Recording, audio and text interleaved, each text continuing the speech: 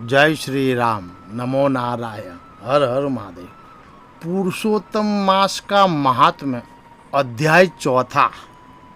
श्री नारायण बोले कि हे नारद, भगवान पुरुषोत्तम के आगे जो शुभ वचन अधिमास में कहे वह लोगों के कल्याण की इच्छा से हम कहते हैं, वो सुनो। अधिक मास बोला, हे नाथ, हे कृपानिधि, हे हरे, मेरे से जो बलवान है उन्होंने यह मलमास है ऐसा कहकर मुझे दिन को अपनी श्रेणी से निकाल दिया है। ऐसे यहाँ आए हुए मेरी आप रक्षा क्यों नहीं करते?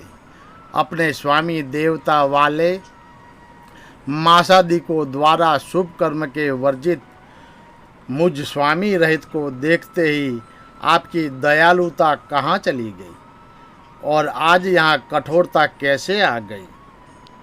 हे भगवान, कंस रूपी अग्नि से जलती हुई वासुदेव की स्त्री देवकी की रक्षा जैसे आपने की वैसे ही हे दीनवत्सल कहिए मुझ शरण आए कि आप कैसे रक्षा नहीं करते?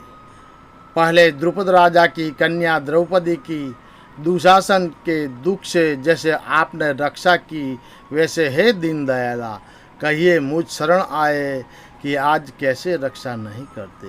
यमुना में कालिया नाग के विषय से गौ चराने वाले तथा पशुओं की आपने जैसे रक्षा की वैसे ही हे दीनवत्सल मैं आपकी शरण में आया हूँ, तो आप मेरी रक्षा क्यों नहीं करते?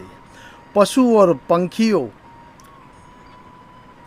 को पालने वालों एवं पशुपालकों की स्त्रियों कि जैसे पहले व्रज में सरपत के वन में लगी हुई अग्नि से आपने रक्षा की वैसे हे दीनवत्सल कहिए कि मैं आपकी शरण में आया हूँ, आप मेरी रक्षा क्यों नहीं करते?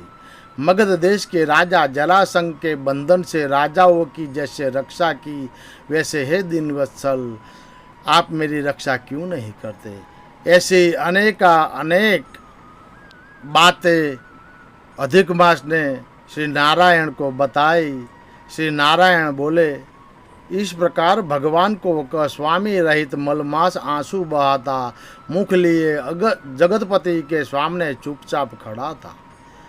उसको रोते देखते ही भगवान शीघ्र ही दयार्द हो गए और पास में खड़े दिन मुख मलमास से बोले, श्री हरि बोले, हे वत्स, क्यों इस समय अत्यंत दुख में डूबे हुए हो? ऐसा कौन बड़ा भारी दुख तुम्हारे मन में है?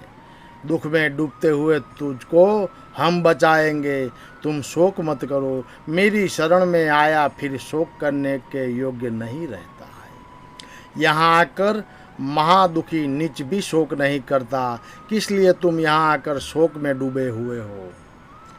जहाँ आने से न शोक होता है, न कभी बुढ़ोती आती है, न मृत्यु का भय रहता है, किंतु नित्य आनंद ही रहता है। इस प्रकार के वैकुंठ में आकर तुम कैसे दुखित हो? तुमको यहाँ पर दुखित देखकर वैकुंठवासी बड़े विस्मय को प्राप्त कर रहे हैं। हे वत्स, तुम कहो, इस समय तुम मरने की क्यों इच्छा रखते हो? श्री नारायण बोले, इस प्रकार भगवान के वाक्य सुनकर बोझा ले हुए आदमी जैसे बोझ रखकर श्वास पर श्वास लेता है, इसी प्रकार श्वासोश्वास लेकर अधिमास मधुसूदन से बोला। अधिमास बोला कि हे भगवान, आप सर्वव्यापी है, आपसे अज्ञात कुछ नहीं है। आकाश की तरह आप विश्व में व्याप्त होकर बैठे हैं। चर अचर में व्याप्त विष्णु आप सबके साक्षी है। विश्व भर को देखते हैं। विषय की सन्निधि ने भी विकार शून्य आप में शस्त्र मर्यादा के अनुसार सभाभूत स्थित है। हे जगत के नाथ, आपके बिना कुछ भी नहीं। क्या आप मुझे अभागे को कष्ट को नहीं जानते हैं? तथापि हे नाथ, मैं अपनी व्यथा को कहता हूँ। जिस प्रकार मैं दुख जाल से घिरा हुआ हूँ वैसे दुखित को मैंने न कहीं देखा है और न सुना है। क्षण निमेष मुहूर्त पक्ष मास दिन और रात सब अपने अपने स्वामियों के अधिकारों से सर्वदा बिना भय के प्रसन्न रहते हैं। मेरा न कुछ नाम है, न मेरा कोई अधिपति है और न कोई मुझको आश्रय है। अतः क्षणाधिक समस्त स्वामी वाले देव ने शुभ कार्यों से मेरा निरादर किया है। यह मलमास सर्वदा त्याज्य है, अंधा है, गर्त में गिरने वाला है, ऐसा सब कहते हैं। इसी के कारण से मैं मरने की इच्छा करता हूँ। अब जीने की इच्छा नहीं है। नींद जीवन में से तो मरना ही उत्तम है। जो सदा जला करता है वह किस तरह सो सकता है। हे महाराज, इससे अधिक मुझको और कुछ नहीं कहना है। वेदों में आपकी इस प्रकार की प्रसिद्धि है कि पुरुषोत्तम आप परोपकार प्रिय है और दूसरों के दुख को सहन नहीं करते हैं। अब आप अपना धर्म समझकर जैसे इच्छा हो वैसा करें। आप प्रभु और महान है। आपके सामने मुझ जैसे पामर को घड़ी घड़ी कुछ कहते रहना उचित नहीं है। मैं मरूंगा, मैं मरूंगा, मैं अब न जीऊंगा, ऐसा पुनः पुनः कहकर वह अधिमास हे ब्रह्मा के पुत्र चुप हो गया और एकाएक श्री विष्णु ने निकट गिर गया।